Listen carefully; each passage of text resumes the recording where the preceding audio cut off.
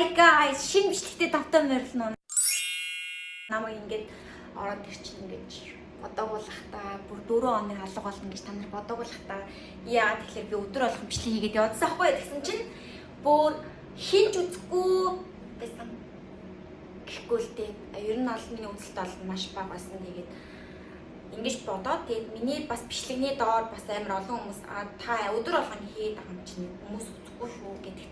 Тэгээд надад үнэн санагдаад тэгээд 4 хоногийн дараа орж иж гин 4 хоногийн дараа дахиад бичлэг хийж гин. Тэгээд надад бол бичлэг хийх зөндөө санаа байлаа, зөндөө зүйлс байлаа. Бүр идэх юм бичлэг хийх үү? Эсвэл удаан амьдэрсэн Турк улсын хадлаар хийх үү гэж би бодсон. За миний хувьд болохоор би Солонгост бол 2 жил очсон. Тэгээд коронавиг үеийн 1 жил тэгээд солилцооны оюутгаар сурсан 1 жил гээд 2 жил сурч байсан. Тэгээд би бараг Солонгос энд болчих гэдсэн заяа. Яагаад тэгэхээр би бүр миний эргэн тойрны бүх хүмүүс дандаа Солонгос тэгээд Солонгос хүмүүстэй ярьсаар агаад бүр ингээд тэдний соёлд нь илүү ингээд уурсаад юу гэдэг чинь тэдний соёлд нь илүү суралцаад тэгээд миний эргэн тойрны их хүмүүс бол бүгдээрээ тийм амар тийм Солонгос житсэн тийм монголч хүмүүс байсан. Тийм ялангуяа бүр ер нь бол дандаа Солонгос хүмүүстэй айгүй их найзалж тийм хамтдаа ингээд юу хийдэг байсан. Гадаад дуулдаг тэгээд энэ тийм ингээд хормын үйл ажиллагаанд дуулах мол гэх мэтлэн тэгээд ерөнхийдөө би анх Туркид ирэхдээ бол ер нь бол Солонгосоор ирсэн байхгүй юу. Цагтаагаар ирсэн мэт. Тийм турк биш монгол царайтай бол харагдахааргүй тийм Солонгос охин харагдсан юм шиг байгаа. Дэмжиж ирсэн чи. За ямар тач би Туркид бол одоо л бараг 4 жил амьдарч ирж очив. Монгол руу ирж очив.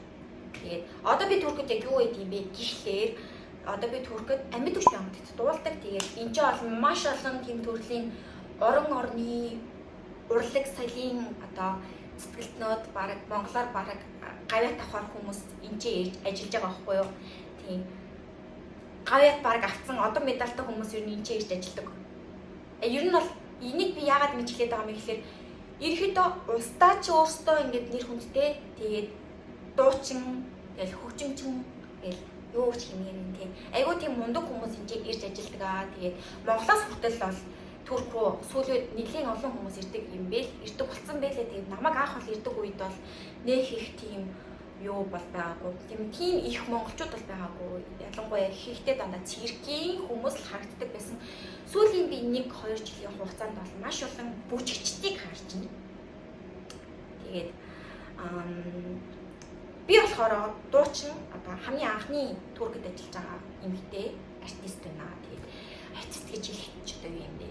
За би одоо болохоор танарт юу ярих юм бэ гэхээр Турк улсын талаар илүү их ярих гэж байна. Тэгээд Турк улсын залуучуудын сэтгэлгээ юу юм бэ? Залуучууд юу боддгийг миний үеийн охтууд тэг миний үеийн залуучууд юу бодож хүсэж мөрөөддөг юм ингээд. Энэ олон жилийн хугацаанд би одоо бүгдийг бас ингэ мэдэхгүй шүү дээ. Бүгднийг ингэ сураачгүй байгаа. Гэхдээ 4-5 жил гэдэг чинь бас баггүй хугацаа. Би 2 жил Солонгост амьдрахад л надад айгу тийм юу байсан учраас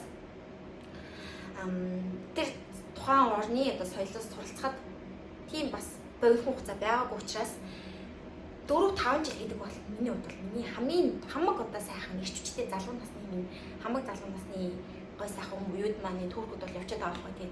Би та нарт нэг ярилцэгттэй ярих гэж байна. Тэгээ та бүхэн хамт агаараа миний бичлэг. За би одоо болохоор та нарт заяа.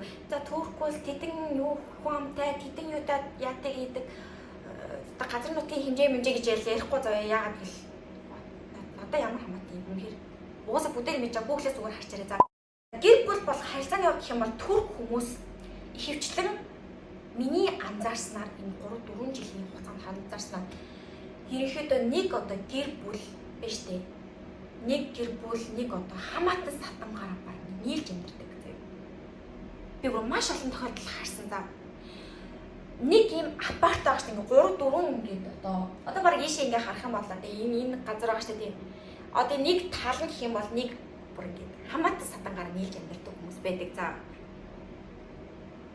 тэгээд гэрэлтийн хувьд ярих юм бол манай монголчууд чинь жоохон одоо сүүлийн үед бол нэлээд эрт гэрлэлтэн нэлээд эрт болсон. Тэгээл 18 хүрээгүй юу ч юм уу те. Ингээл ерөнхийдөө бол гэрлэлт маш хурдан штэ тий хүүхд төрөх байдал ч юм уу тий айгүй хурдан гэрлэж одоо тустай гардаг. Харин Туркуудын хувьд болохоор нэлээд жоохон хожим одоо манайхаа бодол жоохон хожим тустай гарч гэрэлдэг.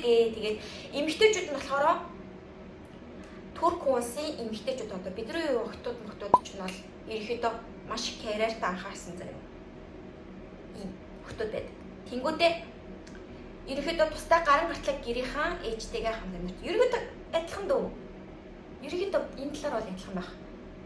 Ерөнхийдөө манай Монгол эртний эмэгтэй одоо өсвөр насны хүмүүс ч хүүхдүүд ч юм уу тий илүү бие даасан сэтгэлгээ илүү хөгжсөн юм шиг санагдсан заяа. Яагаад тэгэхээр энэ ч бүр 20 эдэн настай мөртлөө ээж автайгаа сэтгэл яндардаг тийм хүмүүс байдаг байхгүй юу. Тэгээд миний найз нар дундаас ч гэсэн тийм хүмүүс байгаа.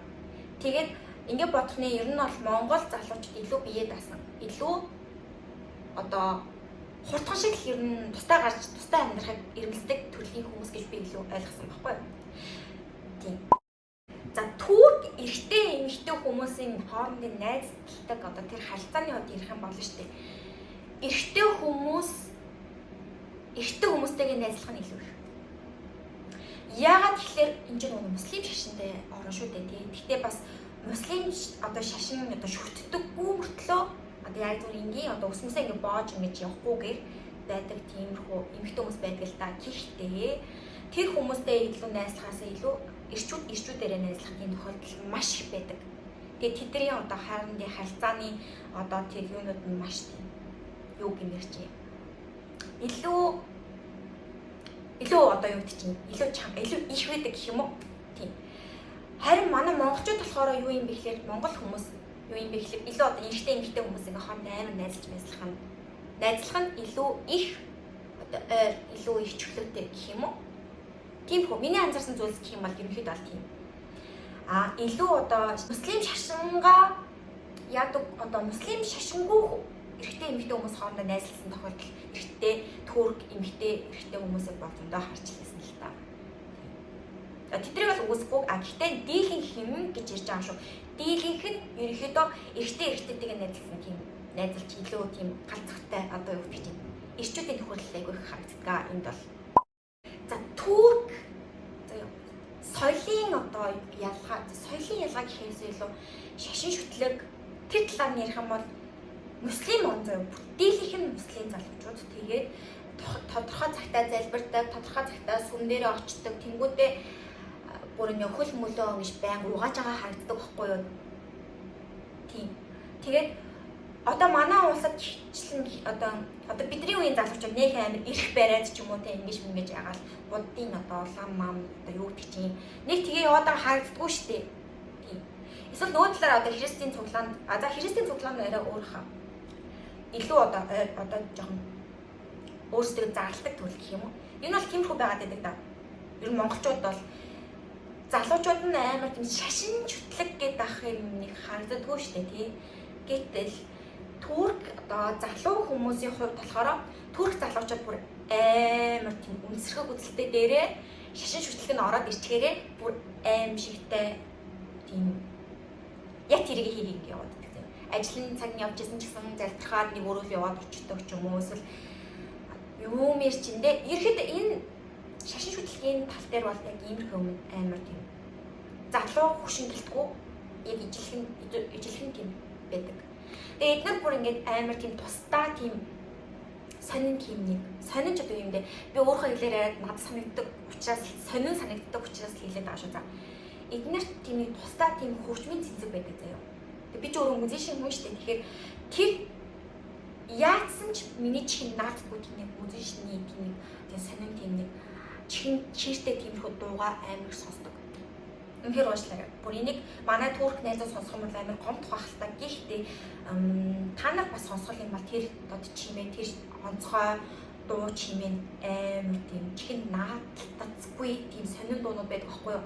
Хэрвээ та нарт сонирхолтой байх юм бол би дараа чимшлүүдээр ингээд оруулж болно шүү. За гэхдээ удаан турк дээр одоо турк дуу ч юм уу янз бүрийн дуу YouTube-д оруулж болохгүй учраас та нар өөрсдөө бас хайж үзэж болно шүү. За тийм нэг гитарны хурхуу тийм тусдаа тийм хөгжим байдаг тэрүүгээр яасан тийм үндэсний хөгжим үндэсний шашинтай холбоотой тиймэрхүү хөгжим амар сонсож амар хэмнэг бүжгэлж мүжлээ заяа. Та нар баг харсан баха. Гар гараас ингэж бариад ингэж барьж бүжгэлдэг тийм бүжгмүүд зөндөө байдаг. Тоглолтын өмнө тоглолтын дараа яа тэр балаа сонин дуугаа ингэ байнга ингэ гаргаад байдаг байхгүй юу? Одоо тийм байх заяа. Залуучууд ингэ карьерийн өсөлт ч юм уу тий. бидний боддог тэнцдэг юм. За бүх залуучууд болоод бүтэн сайн мэдгүй шүү дээ. А гэхдээ миний энэжээ амьдэрсэн одоо энэ Анталия гэдэг дүүрэгт Анталия гэдэг хотод миний анзаарчихсан зүйл юу юм бэ гэхлээр ерөнхийдөө надтай таарсан, надтай найзалдаг ч юм уу тиймэрхүү турк залуучууд ерөнхийдөө дандаа удирдлага юу гэж хэлэн тэрийг дуурайж хийдэг төрлийн хүмүүс. Хувийн карьераа хөөдөг төрлийн хүмүүсийг би бол амар их хараагүй. Харин нөгөө талдаа Монгол хүмүүс амар ингээл дүүлгээд байгаа юм бол биш заяа.